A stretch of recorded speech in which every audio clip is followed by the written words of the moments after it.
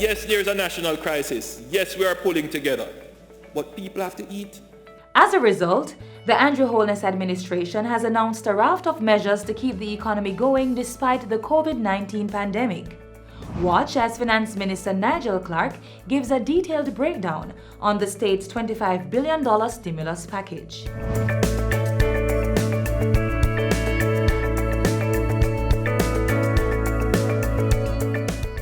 The world is facing the most serious disruption to our way of life since the Second World War. This pandemic is nothing like the world has ever experienced before. We need to be prepared for the worst and be ready for a very significant growth setback. As Minister of Finance, I wish to assure the people of Jamaica, Mr. Speaker, that the government will do all we can to ameliorate the effect of this pandemic and to give us the best chance of a speedy recovery.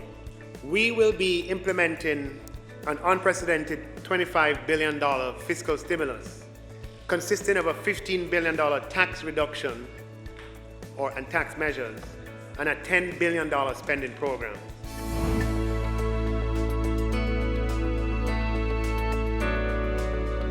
Our first goal will be to protect the neediest people from the worst effects of this COVID crisis. We'll be channeling $1.1 billion in additional funding to the Ministry of Labour and Social Security to be used to increase the PATH cash grants during this period, April to June. Pension payment for June will be automatically made on the basis of the last life certificate on hand without the need for renewal in April, Mr. Speaker.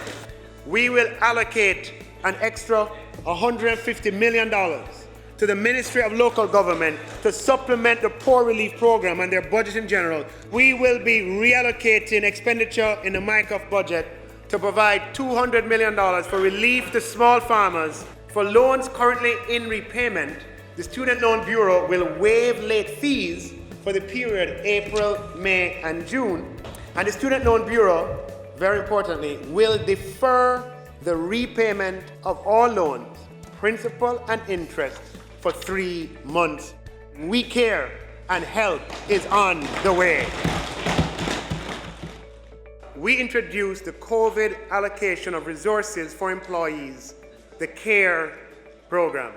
We will introduce the Business Employee Support and Transfer of Cash, the Best Cash program, which will provide temporary cash transfers to registered businesses operating in the hotels, tours, and attraction segments of the tourism industry who are licensed based on the number of workers they keep employed who are under the income tax threshold of $1.5 million. We care and help is on the way. To qualify, each tourism business will need to apply for Best Cash by filling out the required form online. They would then file their payroll returns as usual on the 15th of April, the 15th of May, the 15th of June. And for each employee with taxable income that is less than the threshold of 1.5 million that they keep in their employ, the government will transfer funds at a rate of $9,000 per fortnight to that tourism-related business by direct transfer to their bank account, paid monthly, Mr. Speaker. For the months of April, May, and June, Mr. Speaker, that will equate to $54,000 for each employee that they retain. We also understand that employees from industries other than tourism will be laid off. For that reason, Mr. Speaker, we will implement the Supporting Employees with Transfer of Cash, the Set Cash program, which will provide temporary cash transfers to individuals where it can be verified that they lost their employment since the 10th of March. Employees, Mr. Speaker, will be required to apply online, filling out an online application where they'll provide details on themselves and the employment that they lost. we will be working with employers and with the umbrella groups of employers to encourage them to fill out those P45 forms and upload so that their employees can benefit from the CARE cash set payment.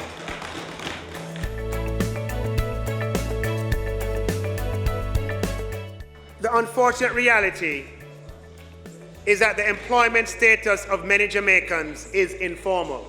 These are challenging cases, Mr. Speaker, but no less deserving. For the drivers on Juta, on Maxi, and JCAL who may not be in the formal system, Mr. Speaker, we will work with the umbrella organizations to see how we can best set up a verification system and how they can be included, Mr. Speaker. For the craft vendors in the various markets, we will work with those who control the venues from which you operate.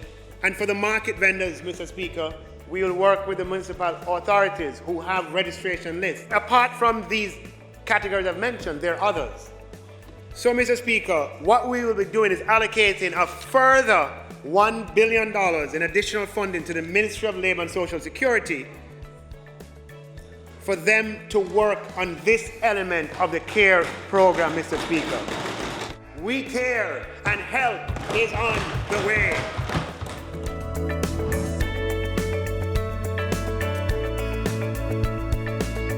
In response, Mr. Speaker, to the escalating dislocation that COVID is likely to have, Mr. Speaker, we need to step in with direct support to our small and micro businesses. All small businesses with sales of 50 million or less who file tax returns in the 2019-20 financial year and who file payroll returns indicating that they have employees on staff, Mr. Speaker, will be eligible for a one-time COVID small business grant of $100,000, Mr. Speaker.